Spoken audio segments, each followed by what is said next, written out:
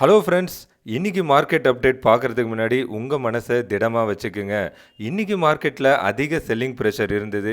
இன்னைக்கு நடந்த செல்லிங்கில் இன்வெஸ்டரோட பணம் கிட்டத்தட்ட 2 லட்சம் கோடி காணாமல் போயிடுச்சு.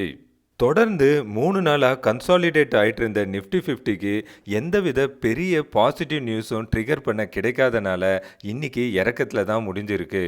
ஷார்ட் டேர்மில் ஒரு டவுன் ட்ரெண்டை நிஃப்டி 50 காட்டிட்டு இருந்தாலும் 20 டேஸ் மூவிங் ஆவரேஜுக்கு மேலே அதோட ப்ரைஸ் இருக்கிற வரைக்கும் நிஃப்டி 50 மேல் நோக்கி போகிறதுக்கு அதிக வாய்ப்புகள் இருக்கலாம்.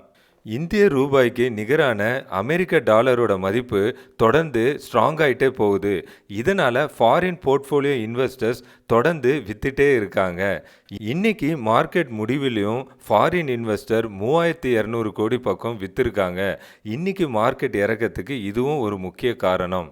இன்னைக்கு அட்வான்ஸ்டு ஸ்டாக்ஸை விட டபுள் டைம் டிக்ளைன் ஸ்டாக்ஸ் தான் அதிகமாக இருக்குது. நம்மளை சுற்றி எவ்வளோ தான் நெகட்டிவ் நியூஸ் இருந்தாலும் நம்ம பாசிட்டிவ் நியூஸை பார்ப்போம். ஏஷியன் பெயிண்ட்ஸ்க்கு புரோக்கரேஜ் நிறுவனங்களான யூபிஎஸ், ஐசிஐசிஐ செக்யூரிட்டிஸ்லாம் அப்கிரேட் கொடுத்தனால இன்னைக்கு 3% பக்கம் ஏற்றத்தில் முடிஞ்சிருக்கு.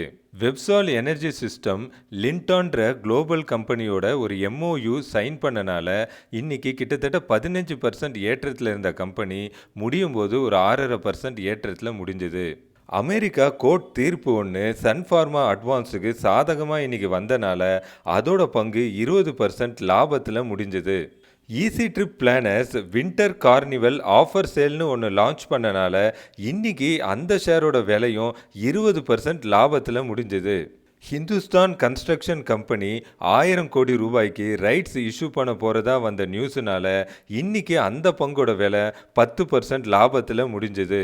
இந்த இன்ஃபர்மேஷன்லாம் உங்களுக்கு யூஸ்ஃபுல்லாக இருந்ததுன்னா வீடியோக்கு லைக் பண்ணுங்கள், உங்கள் ஃப்ரெண்ட்ஸுக்கு இந்த வீடியோவை ஷேர் பண்ணுங்கள், தமிழ் ஸ்டாக் பஸ் சேனலுக்கு சப்ஸ்கிரைப் பண்ணுங்கள்.